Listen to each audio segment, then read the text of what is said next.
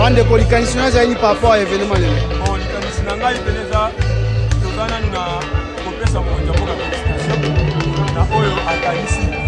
mpona biso bakinois mpe bacongolais na kokutanisa biso lisusu à travers ya réussite ya jeu ya francophonie mpe ya kozwa likanisi ya musicien moko abeta lokola Feregola. Feregola aza na mpona koimmortalize balégende oyo bazanga biso uta tozanga bango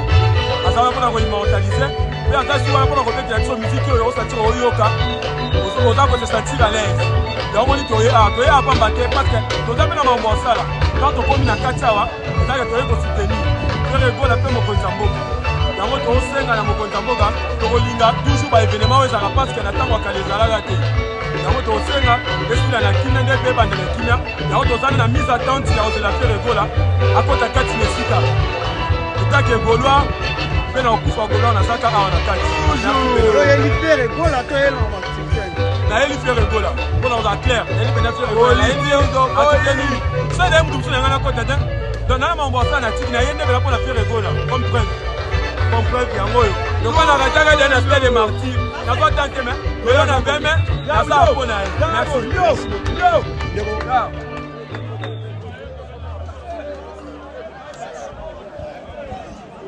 yo mo omoni lokama olobela kutu eza te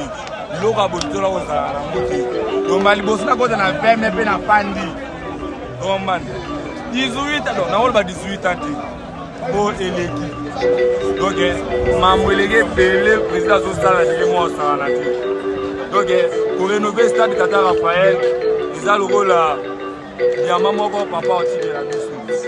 ezangaki biloko ebele na mboka oyo bino boomona donc so okoti na veme obuleke okoti na nini na Parc des Princes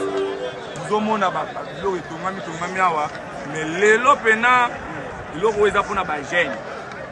awa eza mpona bagene président Facha alobi te place bagene baza ifo kobenga mpe musicien oyo aza ya bagene oyo aza ya bagene tolobi alobi abengela biso mwana mboka Feregola oyo abengaka Jésus de Niance Nika Bologna le padre deuxième fils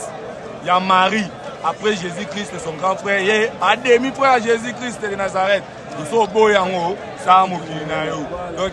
toza na mingi ya koloba te oyo nyonso ozomona royaume funga oyo ozomona oyo donc baoyo nyonso baza awa baza bagaulois bagaulois donc baoyo ozomona baza kuna bazali bagladiateur donc première défense ya bagaulois donc roi na biso le padre Jésus-Christ ya bacongolais Jésus-Christ ya musique ya Congo tozozela asala entrée na ye mpo biso mpe tosepela donc merci beaucoup. Voilà, très chers internautes, nous continuons également ces reportages. Nous sommes en direct. Il y a stade Tata Raphaël, place EM, Mokonzambo, Karo Saint-Sabilenge, pour être Kolobamatondo par rapport à la réussite de la francophonie. Alors, Feregola, Azali Bongo, moi, quand il invité à co-prester, Yango et beaucoup de présence, il y a Bagolo, pour répondre à l'invitation, il y a Bango leader Feregola. Nikaboni Alobaki était Baya parce que Bango, Zalaka, et Belé, nous continuons ces reportages très chers internautes. Vous êtes en direct sur Congo Mokili, votre chaîne d'actualité exactement.